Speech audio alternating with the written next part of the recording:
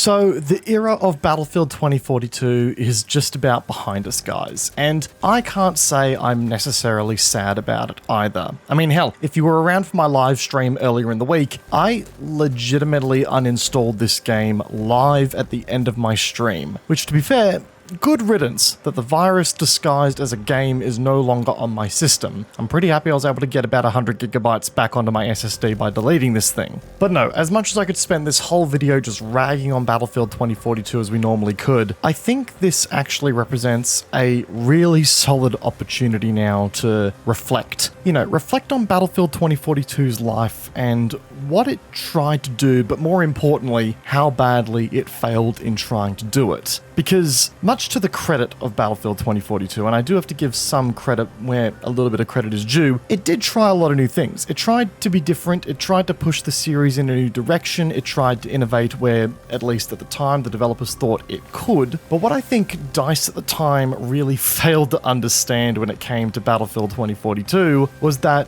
they're making a Battlefield game. And the Battlefield community, as much as I love you guys, are one of the most stubborn communities in the gaming world. They're a community whose franchise has always been dictated and defined by a set bunch of criteria. And I think Battlefield 2042 is what happens when you spend your entire development cycle in the lead up to releasing a game asking the classic what if we could versus what if we should question. That infamous quote from Ian Malcolm about how the scientists needed to stop and consider whether they could versus whether they should in the Jurassic Park movies. I feel like that perfectly describes Battlefield 2042 from start to finish. It's a game that tried so much different stuff, but never stopped to sense check itself in the process.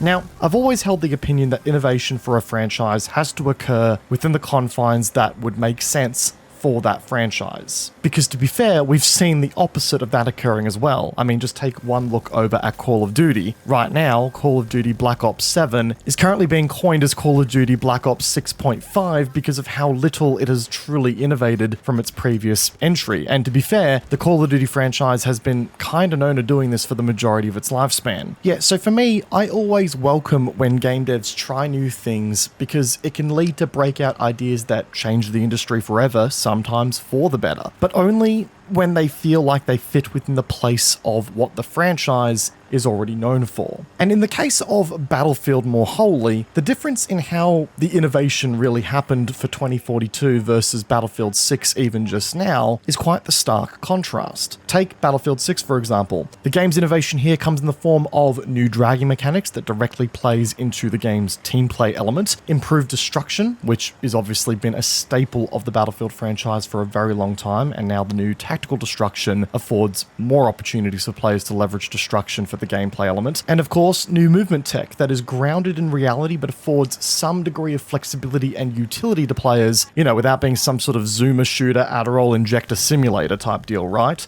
On the other hand, again leaning on that stark contrast, Battlefield 2042, the way it innovated was by ditching the core of Battlefield games that have existed since day dot, the class system. It introduced a vehicle call-in functionality which was immediately cheesed by players to just do stupid stuff on the maps. And sure, the game innovated by going to a 128 player scale, which could have been cool in theory in the Battlefield universe. It makes sense given it's all-out warfare. More people leads to more chaos and more carnage. That sounds like a good thing, right? But no, it created a map design philosophy and ultimately a suite of maps that was some of the worst to have ever emerged in the Battlefield lineup of games since day dot. And the developers had to sacrifice destruction fidelity in order to ensure that these maps could actually run on consoles. I mean, let's be real here. If we had Battlefield 6 levels of destruction on these large-scale maps here, I reckon there'd be smoke signals being broadcasted from gaming rooms across all of the continents because there were PCs just setting themselves on fire with how big it had to process there. So yeah, sure, Battlefield 2042 certainly innovated, but it innovated in a way that stepped away from the core identity of the franchise, whereas Battlefield 6's innovations are leaning into what the franchise is known for. It's leaning into, more quality of life features and more fidelity that plays into what people understand Battlefield to be. Now, that's also not to say that Battlefield 2042, and I admit this through gritted teeth, didn't get better over its lifespan, because it did. If you look at 2042 where it was when it launched, and you look at it now, it's almost unrecognizable. The game has certainly come a long way, and it's gotten to a point where I can have moments of fun on it if I'm in a good mood.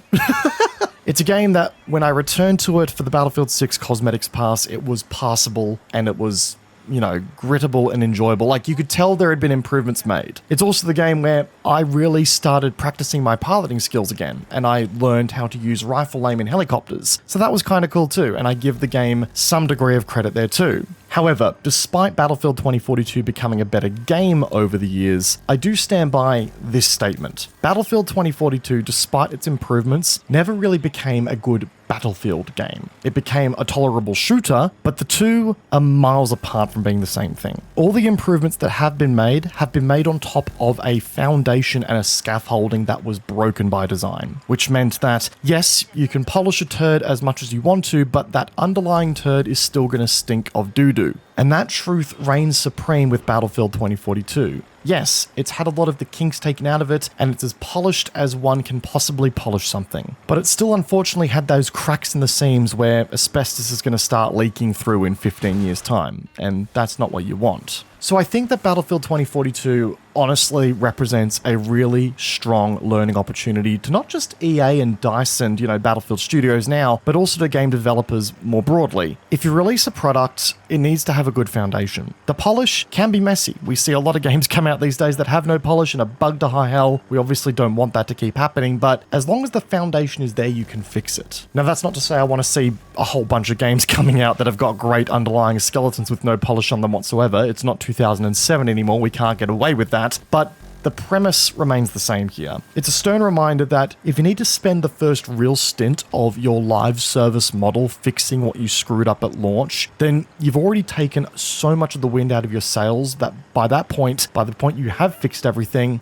your player base are going to go on and find greener pastures. Battlefield 2042, to my memory, had to delay a lot of its post-release content quite significantly just so that they could fix half of the bloody maps in this game that came out on launch because they were so damn unplayable. And because the developers were also spending so much time fixing up what was busted at launch, they also couldn't deliver as much content in the post-release cycle either, which made for a really, really average lifespan for Battlefield 2042 as well. Every season launched with only one new map and potentially one remastered map, which it's crazy to me that we were remastering maps, you know, from the launch period, which were only, 3 months old at that point when they started doing that. I mean, the fact that you're doing that and the fact that you're reverting class-based gameplay that far into the launch of the game, yeah, there's a problem there too. So it's goodbye to Battlefield 2042 forever. And it's weird because out of all the Battlefield games that I have owned and played in my time, there's been a couple of exclusions here and there, but of all the ones that I've owned, I've always